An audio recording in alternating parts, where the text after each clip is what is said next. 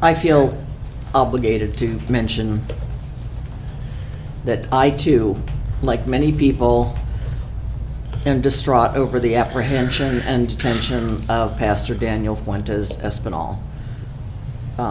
Most of you don't know, but I'm the daughter of an immigrant myself. So this hits really close to home for me. We are a nation of immigrants, and in my opinion, and it is just my opinion, this administration has turned their backs on the hardworking, honest people like my father that came to this country to make a better life for themselves and their families.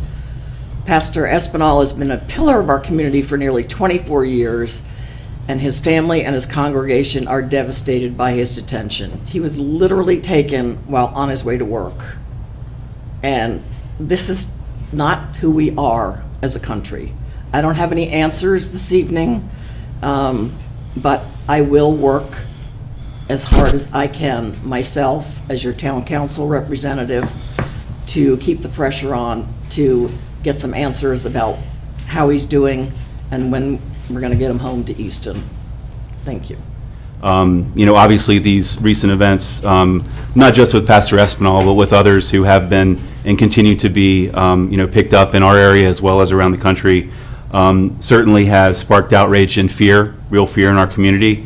Regardless of where you are on the issue, I think the reaction that we've seen in Easton and in Talbot County speaks to the kind of community we have here in Easton and that we're lucky to have here.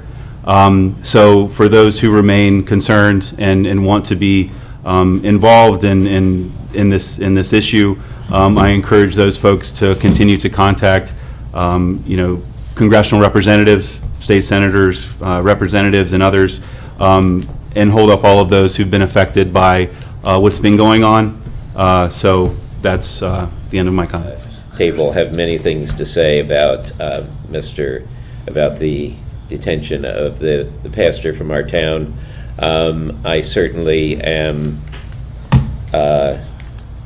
very much would like to see a way that those who have become productive members of our community, working hard, law-abiding citizens who are connections to their church and community that are rare actually among the rest of us who live here, that there would be a way that they could be granted a status to live in the United States permanently and to become full members of our community. That's something I would very much like to see. Unfortunately, I think change is going to require comprehensive immigration reform that nobody really wants to step up for, and but I also believe that it is important for us to enforce the laws as they stand and to retain respect for law enforcement agencies that are in fact trying to do things to protect this country as well.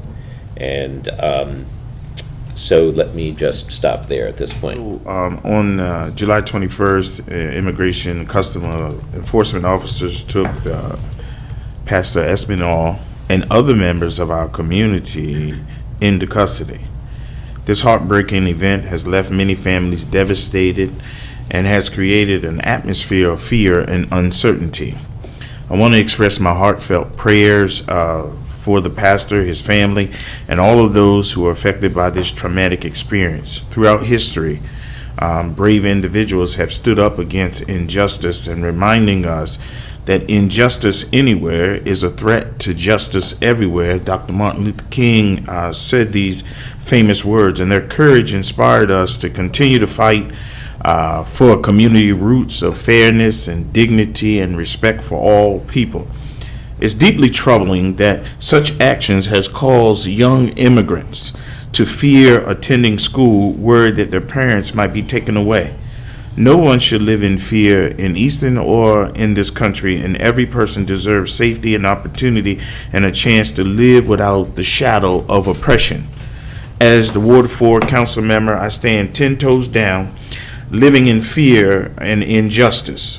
I believe it's time for us to reflect on the laws and the policies, ensuring that they serve for the betterment of all individuals regardless of their background. We must come together not as just residents of Easton, but as Americans to foster a community of resilience, compassion, and forward thinking. It bothers me that people can be citizens in this country and yet be handcuffed and later on found out that they're citizens in this country. Now is a time where we ought to unite, come together, collectively standing up for what's right. If we don't stand up for right, then we will never understand wrong. And sometimes in our society today, that which is right seems wrong, but we must stand up for right, even if we have to stand up for ourselves. Edward Burke said this: the only thing necessary for triumph of evil is for good men and good women to do nothing. Let us be the change we wish to see. If we're going to make change, let us be the change agent. It is vital and important that this community comes together to help one another. And for me, if now folks are coming after the immigrants, who's next? And I worry myself to death about that, especially because I have a grandson who's younger and how he's going to live out in this country dealing with these things. But we need to understand what the law is. And the law is what it says it is, and we need to comprehend that. And that's all of us, that we can work better to foster a place that we all can live and work and do right. So I am grateful for all that we've gone through and the things that we have done. Let it be clear that we're not working with ICE. They're a federal organization. And, some of us have been getting some pushback. We don't have press secretaries to help us along the way. If we did, we probably would answer some vital questions a little quicker. But we're doing the best that we can. We have our police department who's answered those kinds of questions, and they have gone to churches. They've had meetings talking about their role and responsibility, and I believe they've done an excellent job in talking to our Hispanic and Latino community about their role and responsibility. So ICE was here today and made some arrests. I mean, it seems like they're here more often than ever and all over the place. And some people are just flat out scared to come outside. One should never live in fear. And that's where I stand 10 toes down. And what hurts me the most is who's next. These are troubling events when families are separated and quite possibly never to see each other again. And I can understand frustration that residents feel when they see it occur right here on Easton streets, as it did this morning. The Fifth Amendment states that no person shall be deprived of life, liberty, or property without due process of law. If a person is afforded due process and found guilty, then they need to face the consequences.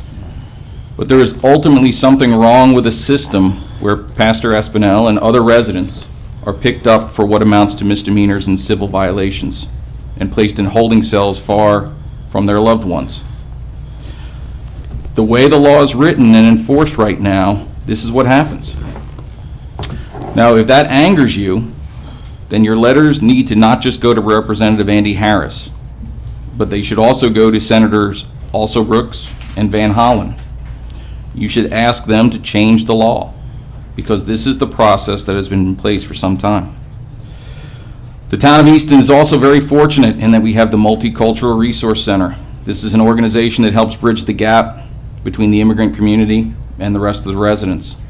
They are also recognized by the Justice Department to handle citizenship and immigration issues. So if you're looking for another way to get involved in what's going on, you should consider supporting them.